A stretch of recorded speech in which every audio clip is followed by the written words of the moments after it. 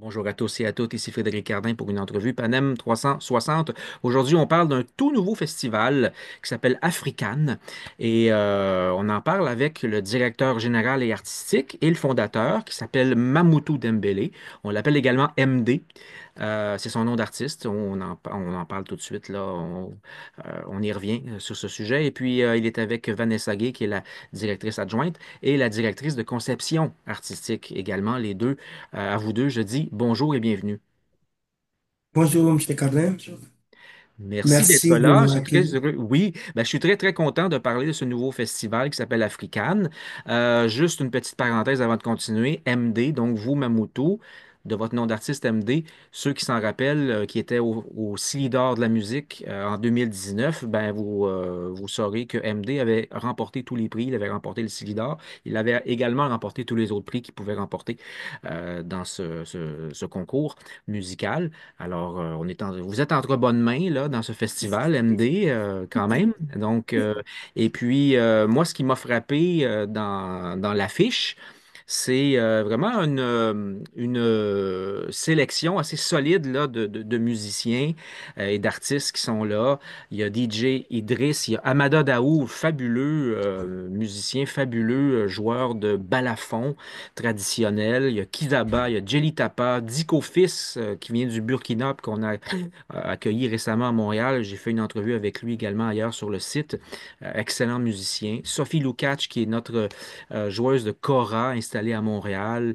Konekan. Il y en a plein d'autres, là, je ne vais pas tout nommer, sinon, bon, ça serait peut-être trop long. Mais bon, ils sont tous très bons. Puis il y a également, en plus de la musique, il y a des ateliers de percussion, il y a de la danse traditionnelle, il y a de la gastronomie, de la mode, de l'artisanat africain. Il y a tout ça. Donc, moi, la première chose, je veux savoir, qu'est-ce qui vous a poussé à fonder un nouveau festival? Il y en a beaucoup à Montréal. Donc, c'est peut-être une facilité parce qu'il y a un écosystème qui permet ça, mais en même temps, il y a beaucoup de compétition. Alors, il faut y être convaincu. Qu'est-ce qui vous a donné cette idée et quelle était la nécessité pour vous de fonder un nouveau festival de musique et d'art africain? Bon, nous sommes très heureux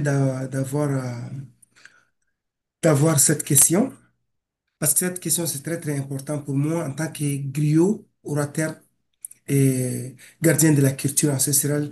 Ça se transmet père à fils. C'est ça, Donc, je vous êtes suis griot. Officiellement, vous êtes griot de sang. Et de donc, ça. oui, oui, c'est ça. Donc, vous ne pouvez pas l'éviter. Vous Non, devez transmettre cette culture. ok. Et en tant que griot, l'Empire du Mandé, on dit Djeli. Djeli, ça veut dire le sang. On ne peut pas vivre sans le sang dans les corps. Donc, sans l'eau, il n'y a pas survie. Donc, les griots, c'est comme indispensable dans la société mandingue. Parce que les griots qui sont comme des avocats, ceux qui interviennent, intervenants sociaux, et dans les cérémonies, dans les baptêmes, c'est eux on demande pour aller, demande la main d'une fille, d'une femme, pour un garçon. Pour moi, et la culture, c'est nous qui jouons, c'est nous qui faisons la musique, c'est nous qui faisons danser les familles. Donc, pour moi, c'est une mission bien avant, depuis de mes ancêtres. Et c'est une mission qui continue. Aujourd'hui, dans les modernisations, on dit festival, mais dans la tradition, c'était une logique. Donc, ça fait partie de moi. Donc, je dis pourquoi pas, Dieu m'a donné la chance, le privilège d'être au Canada et puis mon pays d'accueillir. C'est un beau pays qui m'a accueilli, c'est mon pays adoptif. Ils m'ont adopté en tant que Malien, d'origine malienne, né malien et devenu adopté par le Canada et Canadienne aussi. Donc, je dis, je vais amener, créer les ponts entre le Canada et l'Afrique, même s'il y avait certains autres ponts, mais moi, euh, je suis bien placé et je noble de le faire. En tant que griot, c'est mon devoir de continuer à transmettre la culture et puis pouvoir amener d'autres cultures en Afrique qui n'ont jamais eu la chance les jours ici au Canada. Parce qu'il y a plein de cultures, il y a plein d'ethnies, il y a plein de dialectes qui jouent leur culture différente que toutes les sphères ne présentent pas.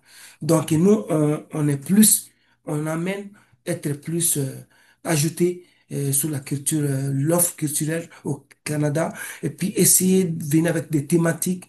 Beaucoup de gens ne connaissent pas l'Afrique. Quand on parle de Mali, ils ne connaissent pas. Ils connaissent l'Afrique, mais quand on dit Mali, ils disent Mali, c'est où? Ils ne connaissent pas où Mali est situé. Donc, on a une thématique pour transmettre la culture, d'essayer orienter les gens de connaître la carte du monde, où est le Mali. Hmm. où le Mali se situe et de diverses cultures de l'en parler. Oui. Et bon, oui, c'est vrai qu'il y a des gens qui s'imaginent que l'Afrique est un pays, là, je veux dire, mais c'est C'était une tellement plus continent. que ça.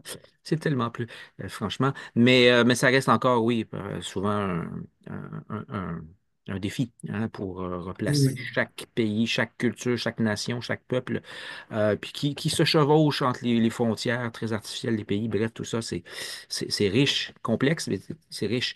Euh, c'est pas facile de mettre sur pied un festival, hein. C'est une première édition, donc Oui. évidemment, il y aura du rodage à faire, mais qu'est-ce qui est pour vous le plus difficile dans la mise sur pied d'un premier festival? Évidemment, il y a aller chercher les fonds, hein, mais bon, au-delà de ça, qu'est-ce qui vous avez trouvé le plus gros, qu'est-ce qui est le plus gros défi pour vous? Qu'est-ce qui a été le plus gros défi pour vous?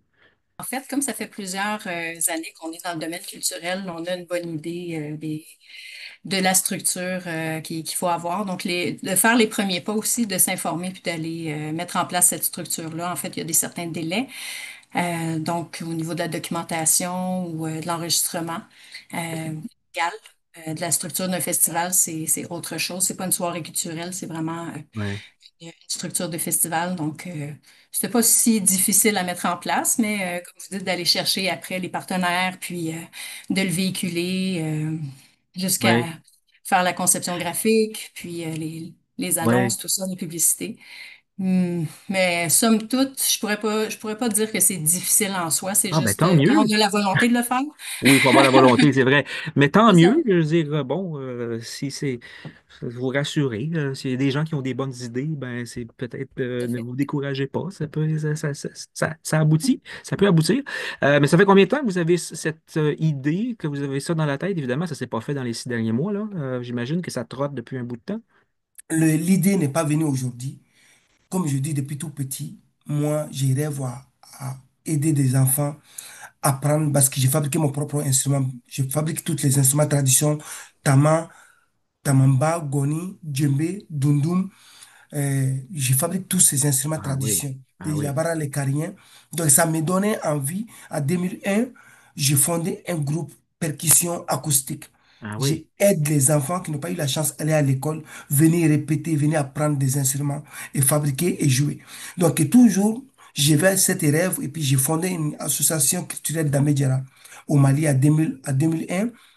Et 2008, j'ai eu les récépissés autorisation par le gouvernement au district de Bamako, capitale du Mali. oui, Donc, j'ai eu mon récépissé tout légalisé par l'État. oui. Donc, l'idée était toujours là jusqu'à aujourd'hui, plus que 15 ans.